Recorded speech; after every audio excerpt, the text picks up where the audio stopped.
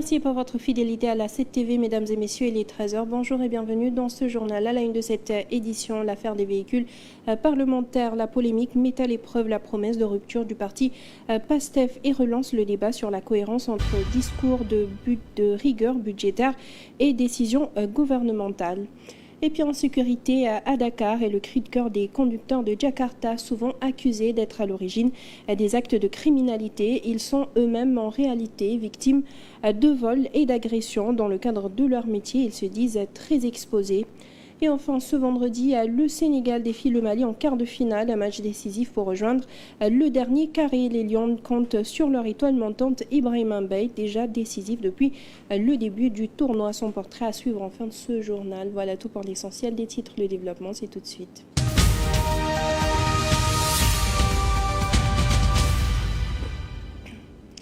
Politique donc, pour commencer avec l'affaire des véhicules pour les parlementaires arrivés au pouvoir sur une promesse de rupture. Le parti PASTEF fait face à ses premiers tests de cohérence. La polémique relance le débat sur l'écart entre discours de rigueur budgétaire et décisions gouvernementales. Est-ce que Diable, Assemblée Boudjot? Est-il normal qu'à chaque législature, on achète de nouveaux véhicules pour les députés aux frais du peuple sénégalais? Si nous arrivons au pouvoir, nous engagerons à rationaliser les ressources de l'Assemblée nationale ainsi que celles de l'État en général. Parc automobile État doy na waar. Ces propos émanaient autrefois du leader du PASTEF, alors dans l'opposition. Aujourd'hui au pouvoir, ce sont pourtant les mêmes pratiques qu'il dénonçait hier qui refont surface. 76 véhicules destinés aux députés sont déjà arrivés et les autres suivront dans les jours à venir. L'achat des véhicules pour les députés, vivement décrié par le parti PASTEF lorsqu'il était dans l'opposition, semble désormais être devenu une pratique ordinaire à l'Assemblée nationale. Pourtant, quelques mois auparavant, le président de la République réaffirmait son ambition d'instaurer une politique budgétaire crédible, axée sur le renforcement des ressources de l'État et la rationalisation continue des dépenses publiques. Cette promesse de l'exécutif était aussi fortement attendue à l'hémicycle à la suite des élections législatives du 17 novembre 2024 et de l'installation des députés le 2 décembre. La nouvelle majorité parlementaire portée par le PASTEF annonçait une rupture claire avec les pratiques du passé. Mais cette rupture proclamée commence aujourd'hui à susciter de nombreuses interrogations. L'acquisition des véhicules par les députés, le flou entourant ce marché et d'autres décisions similaires sont jugées par certains comme contraires aux principes défendus devant les Sénégalais. D'autant plus que le débat public reste dominé par la question de la dette dite cachée et les accusations de dérive financière de l'ancien régime. Ainsi, entre le discours de rupture porté hier dans l'opposition et les actes posés aujourd'hui au pouvoir, le PASTEF semble projeter deux images distinctes, celle d'un parti porteur d'espoir et de rigueur et celle d'un pouvoir confronté aux mêmes contradictions que ceux qu'il dénonçait. Et puis justice et politique, un nouveau front judiciaire s'ouvre pour Barthélémy Diaz. Demain, jeudi 8 janvier, la Chambre administrative de la Cour suprême examinera un recours de l'ex-maire de Dakar contre l'arrêté préfectoral l'ayant déclaré comme démissionnaire. D'office, il ne s'agit plus d'une condamnation pénale, mais de la régularité de la procédure administrative. Une décision en sa faveur pourrait provoquer un séisme institutionnel à la mairie de Dakar. Justice toujours, deux journalistes Alimatou Diallo et Fallou Silla, de nouveau convoqués à la sûreté urbaine, pourraient être déférés devant le procureur pour diffamation, diffusion de fausses nouvelles et divulgation de données personnelles. Leur enquête porte sur des accusations de népotisme et de clientélisme à l'agence d'assistance à la sécurité de proximité contestée par le directeur général. Les journalistes maintiennent leur position et refusent de révéler leurs sources. Nous en parlions dans les titres insécurité à Dakar. Les conducteurs de moto Jakarta sont eux aussi victimes de criminalité alors qu'ils sont parfois accusés à tort d'en être responsables. Leur métier, disent-ils, les expose à de nombreux dangers dans les rues. Matar Bari.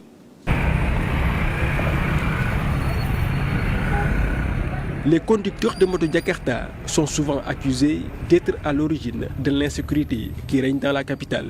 Ce qui s'adonne au tchak-tchak ou à la livraison concentre l'essentiel des critiques. Pourtant, ces derniers sont bien souvent les premières victimes de cette insécurité qui leur est reprochée. On transporte toutes sortes de clients. Parfois, ils nous envoient de l'argent, puis annulent le transfert une fois que nous sommes partis. Ou bien, arrivés à destination, ils nous attaquent.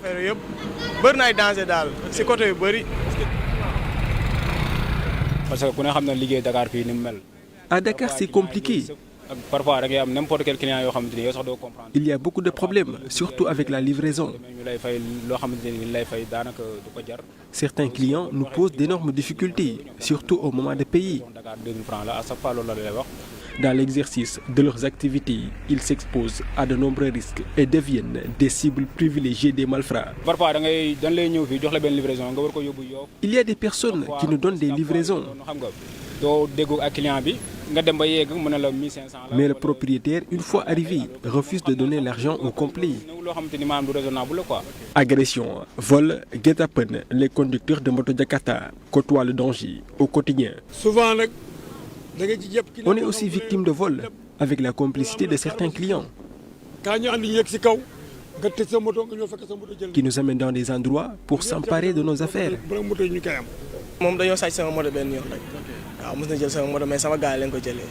Des mesures ont certes été prises, mais le problème demeure entier. On reste prudent, mais dans ce milieu, on ne sait pas qui est qui. Les apparences sont souvent trompeuses. Et ce sont les personnes avec qui on se sent en sécurité qui nous font les mauvais coups.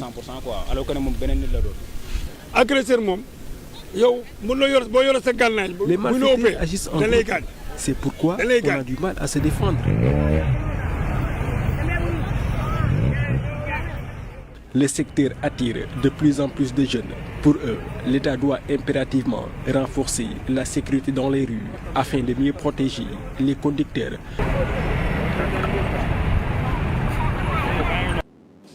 Pendant ce temps, un litige foncier oppose les habitants de Diyar-les-Loussil à la municipalité de Nguidilé. Après l'attribution de près de 300 parcelles, les populations dénoncent une spoliation de leurs terres tandis que la mairie garde le silence. C'est que le maire, sur plus de 750 parcelles, le maire voulait nous imposer un quota de 200 parcelles en contrepartie. Ce que nous dénonçons, ce que nous refusons. Nous demandons sur quelle base légale les 750 parcelles ont été bornées.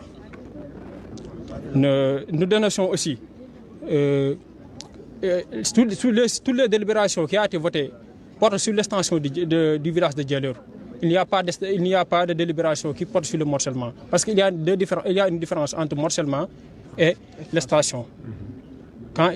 Lorsqu'il s'agit de morcellement, le maire peut demander une quote-part, certaines parcelles. Mais ici, toutes les délibérations portent sur l'extension du village de Djelur.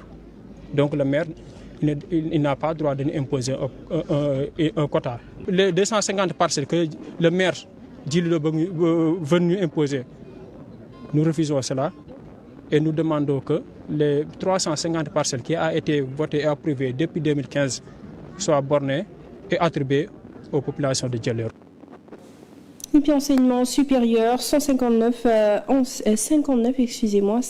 enseignants-chercheurs sénégalais sont attendus en Guinée pour une mission de coopération universitaire. Une situation et une initiative qui suscite la polémique au Sénégal. À l'université Cheikh Anta Diop de Dakar, des étudiants dénoncent un déficit d'enseignants, notamment en master, et craignent un impact négatif sur leur encadrement académique.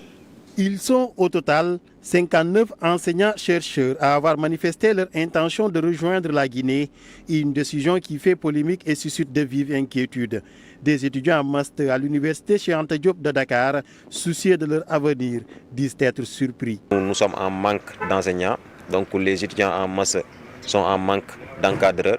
Et je pense que c'est l'inverse qui devait se produire, à savoir le recrutement d'enseignants, mais pas des enseignants qui partent dans d'autres pays pour servir. Je pense que c'est une mauvaise idée parce qu'ici à l'ICAT, nous avons un problème d'enseignants. Si deux qu'on soutiennent qu'une motivation pareille n'est pas nouvelle au Sénégal, elle serait justifiée par une recherche permanente de meilleures conditions de vie, une démarche que ces étudiants semblent comprendre. C'est quoi qu'on puisse dire, si par exemple, les indemnités ne sont pas au rendez-vous, les salaires ne sont pas au rendez-vous. Si en tout cas ces enseignants-là ont du mal en tout cas à mener à bien leur vie, ils trouveront d'autres voies et moyens pour gagner de l'argent. S'ils sont partis, c'est que parce qu'ils ont leur motif.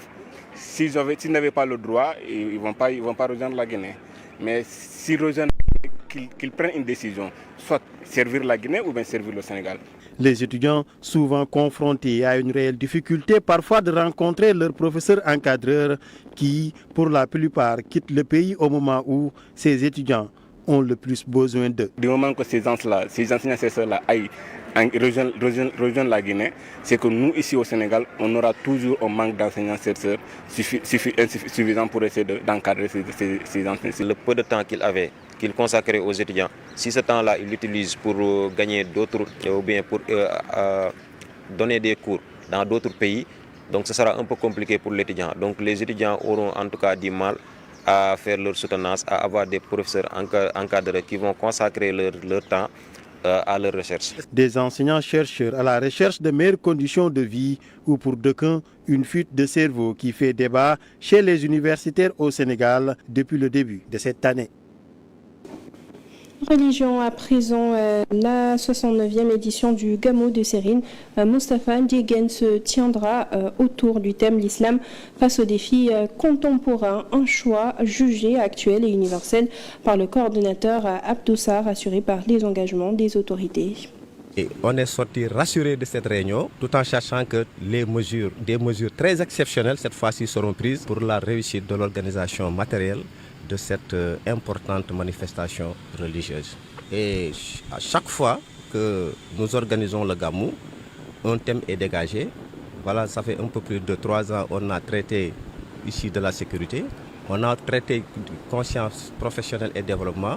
Aujourd'hui, l'islam face aux défis du monde contemporain. Parce que nous sommes dans un monde où pour réussir, il faut allier. Il y a ce qu'on appelle la rapidité dans la réflexion et la précision dans l'action. On ne peut pas construire un pays en s'enfermant dans la confusion. Il faut que maintenant les jeunes s'adaptent à cette réalité pour pouvoir vivre un monde moderne, un monde de développement, un monde sûr de son passé et conscient de son avenir. Ce n'est pas quelque chose de facile quand on occulte d'aller apprendre. Le sérieux dans le travail. L'année passée, j'avais développé ici les preneurs de parole.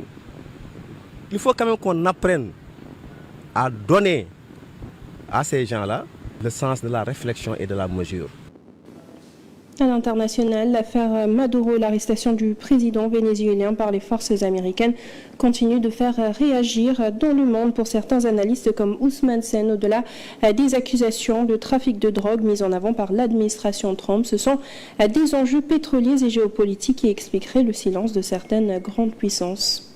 Je suis innocent, je suis un homme respectable, a déclaré devant le juge Nicolas Maduro lors de son audience de mise en accusation devant le tribunal de New York, après avoir été cueilli par l'armée américaine à plus de 3000 km du pays de l'oncle Sam. 2 arguments et non des moindres ont été brandis par l'administration Trump. C'est le fait que peut-être des compagnies pétrolières américaines ont fortement investi au Venezuela et que les ressources pétrolières du Venezuela ne sont pas exploitées à 50% et qu'au bout du compte, le pétrole qui jaillit de ces puits-là est vendu à un pays comme la Chine. Le second point, le fait que la drogue quitte des pays comme le Venezuela va alimenter le marché américain et réduire les Américains à des esclaves de la drogue. Cette flagrante violation du droit international semble laisser de marbre les grandes puissances, un mutisme qui se justifie par des intérêts transversaux. C'est ça, les grandes puissances, leur ambition, c'est effectivement un peu de se partager le monde. Si cela peut se comprendre, pour le cas des grandes puissances,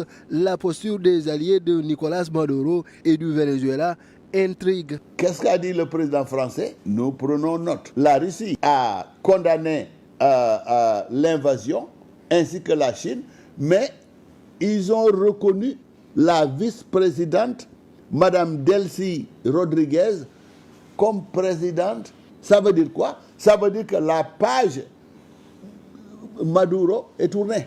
Selon les dernières informations, Maduro sera jugé pour terrorisme et trafic de drogue. Sa prochaine comparution est prévue le 17 mars prochain.